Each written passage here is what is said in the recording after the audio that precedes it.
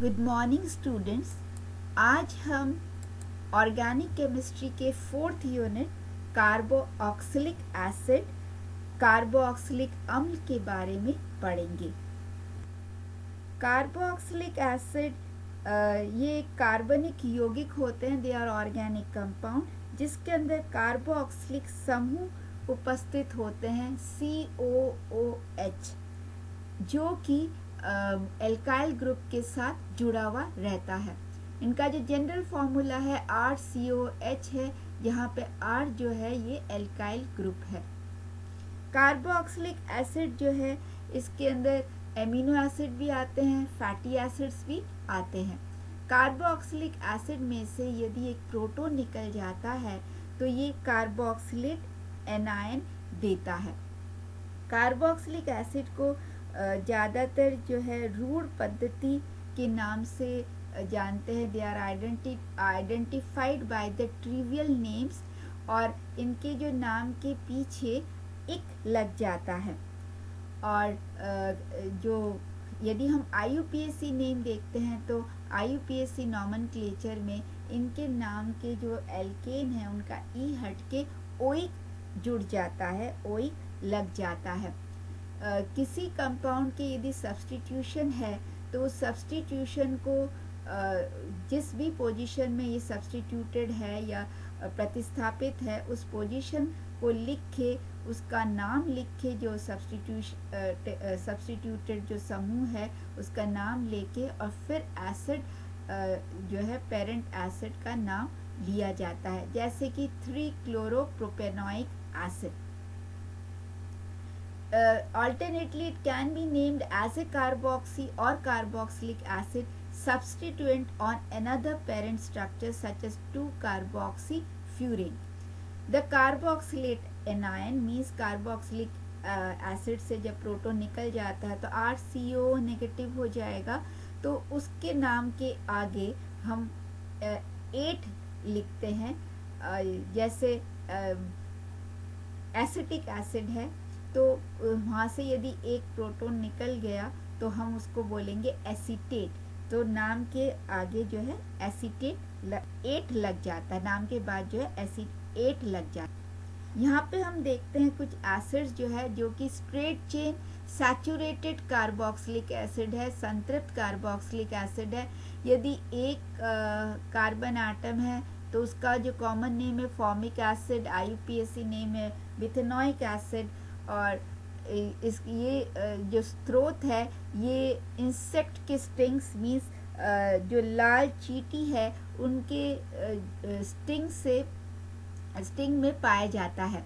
2 carbon है तो acetic acid, ethanoic acid ये विनेगर में पाया जाता है। 3 कार्बन है तो propionic acid, IUPAC name propanoic acid.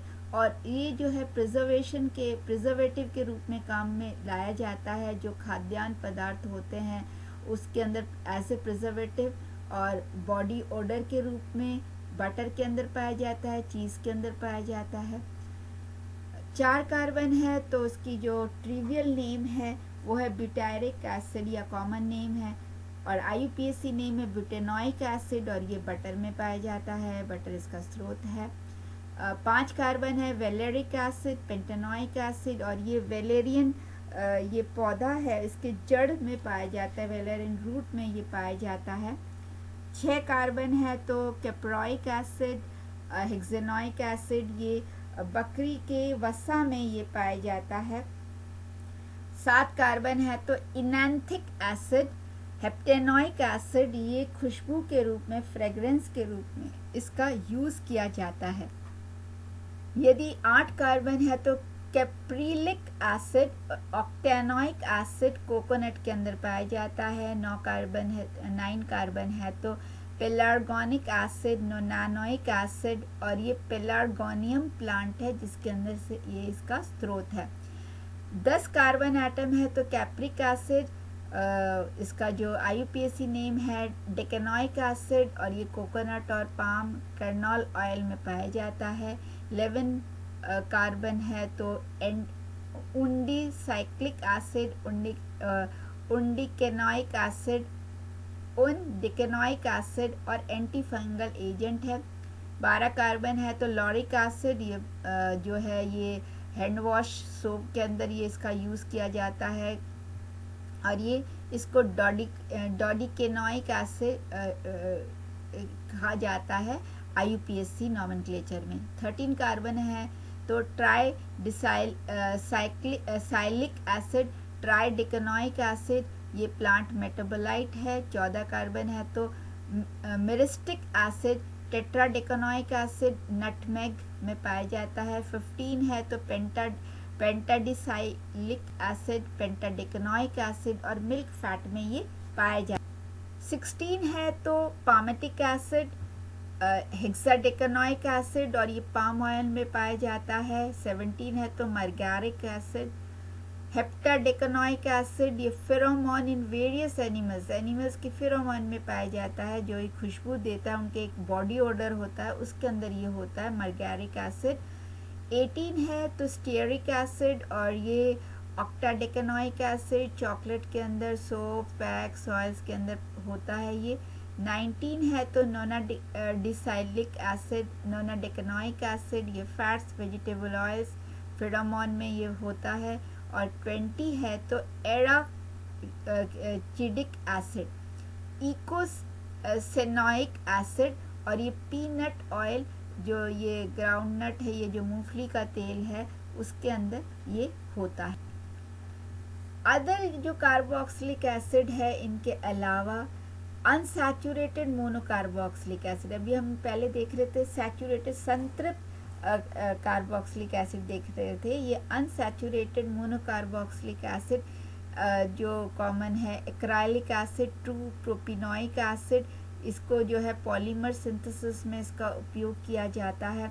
Fatty acids, fatty acids जो है ये मीडियम से long chain saturated unsaturated monocarboxylic acid होते हैं, जिसके अंदर कार्बन एटम की संख्या जो है इवन नंबर में होता है। जैसे कि एग्जाम्पल है डोकोसेहेक्सानोइक एसिड, इकोसेपेंटेनोइक एसिड, और ये सारे जो है न्यूट्रिशन सप्लीमेंट के रूप में काम में आता है। एमिनो एसिड, ये अमीनो एसिड के बारे में तुम पढ़ चुके हो, तुमने बायो में भी पढ़ा है। They are the building blocks of the protein. Keto acid बहुत इंपॉर्टेंट है, ये एसिड्स ऑफ बायोकेमिकल सिग्निफिकेंस है, इसका एक बहुत सिग्निफिकेंस होता है इसका, और इसके अंदर कीटोनिक ग्रुप है, और इसके एग्जाम्पल जो है acetoacetic ester, pyruvic acid, pyruvic acid etcetera. Aromatic carboxylic acid, यदि एरोमेटिक रिंग है जिसके अंदर एटलीस्ट एक एरोमेटिक रिंग होगी, जैसे कि बेंजोइक एसिड है, sodium salt of benzoic acid जो है फूड प्रिजर्वेटिव के रूप में काम में लिया जाता है। सैलिसिलिक एसिड जो है ये स्किन केयर प्रोडक्ट में या दर्द के रूप में दर्द में इसका यूज़ किया जाता है। फिनाइल एल्केनोइक एसिड, ये जो है फिनाइल ग्रुप प्रेजेंट होता है जो, और फिनाइल के साथ जो है कार्बोक्सिलिक एसिड ग्रुप जुड़ा हुआ रहता है। नेक्स्ट डाई कार्बोक्सिलिक एसिड, यदि दो कार्बोक्सिलिक ग्रुप यदि प्रेजेंट है किसी भी कंपाउंड में, उसको हम डाई कार्बोक्सिलिक एसिड कहते हैं।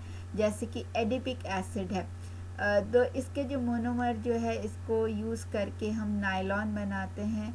और एल्डेरिक एसिड है जो कि शुगर एसिड की फैमिली का एक मेंबर है।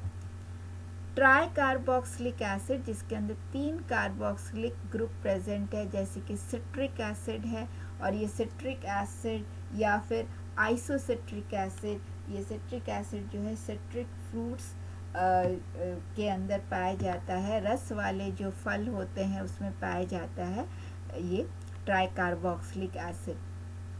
अल्फा हाइड्रोक्सी एसिड, इसके अंदर एक अल्फा पोजीशन के अंदर मीन्स कार्बोक्सिलिक ग्रुप के पास वाला जो कार्बन एटम है वो अल्फा पोजीशन होती है, उसके ऊपर यदि OH ग्रुप है तो इसको बोलते हैं हम अल्फा हाइड्रोक्सी एसिड।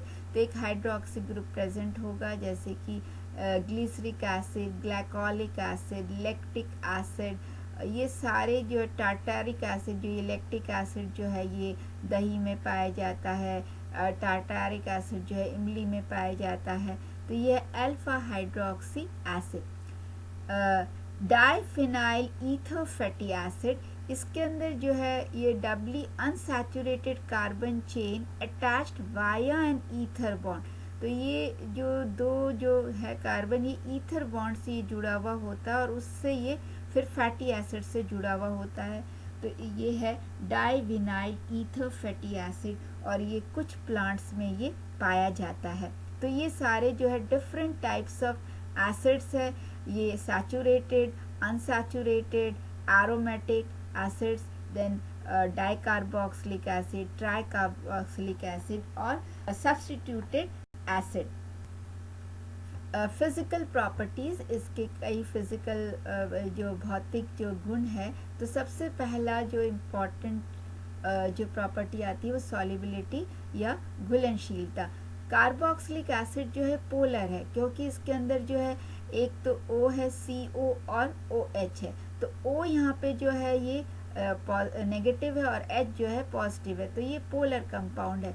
तो पोलर कंपाउंड होने के कारण जो है ये दूसरे एटम का जो हाइड्रोजन इसके साथ जुड़ सकता है, इस ऑक्सीजन के साथ ये बॉन्ड बनाता है, तो ये हाइड्रोजन बॉन्ड बनाता है। तो हाइड्रोजन बॉन्ड बनाने के कारण जो है ये इजीली जो है ये सॉल्युबल होता है। तो इसके अंदर जो है दो फंक्शनल ग्रुप है, एक CO ग्रुप है और एक जो है OH ग्रुप है, ये दो फंक्शनल ग्रुप है इसके अंदर, और ये डाइमर के रूप में ज़्यादातर रहता है, क्योंकि ये दोनों जो है पोल्स के कारण ये दूसरे मॉलिक्यूल के H के साथ ये अट्रैक्ट हो जाता है, ये O के साथ अट्रैक्ट हो जाता है, तो ये डाइमर के रूप में रहता है। स्मॉलर कार्बोक्सिलिक एसिड, जैसे 1 से लेके 5 कार्बन एटम तक के जो कंपाउंड होते हैं वो वाटर सॉल्युबल होते हैं, और जैसे जैसे कार्बन की संख्या बढ़ती रहती है तो ये इनकी सॉल्युबिलिटी कम हो जाती है, क्योंकि एल्काइल चेन जो है वो हाइड्रोफोबिक होता है, और फिर ये नॉन पोलर सॉल्वेंट में या लेस पोलर सॉल्वेंट में ये सॉल्युबल होते हैं, जैसे कि ईथर है या अल्कोहल है। तो ये 5 से ज़्यादा कार्बन की संख्या बढ़ती जाती है, तो ये वाटर में इनसॉल्युबल होकर ये ऑर्गेनिक सॉल्वेंट में ये सॉल्युबल होता है। यहाँ पे हम इनैथिक एसिड देखते हैं, ये वाटर के अंदर बहुत ही कम सॉल्युबल है, परंतु यदि इसका सोडियम सॉल्ट बना लेते हैं तो ये वाटर सॉल्युबल ये हो जाता है।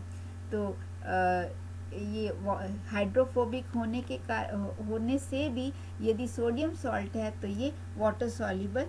नेक्स्ट प्रॉपर्टी लेते हैं हम बॉइलिंग पॉइंट। कार्बोक्सिलिक एसिड की जो टेंडेंसी है वो एक मॉलिक्यूल जो है दूसरे मॉलिक्यूल की ओर वो खींचता है, क्योंकि पोलर है ये मॉलिक्यूल है, तो और ये डाइमर के रूप में रहता है, तो डाइमर के रूप में रहने के कारण जो ये ज़्यादा स्टेबलाइज जो है डाइमर के रूप में होता है, और ये डाइमर के जो बॉन्ड तोड़ने के लिए हमें ज़्यादा एनर्जी की आवश्यकता होती है, तो इसलिए इसकी जो बॉइलिंग पॉइंट है वो ज़्यादा होती है।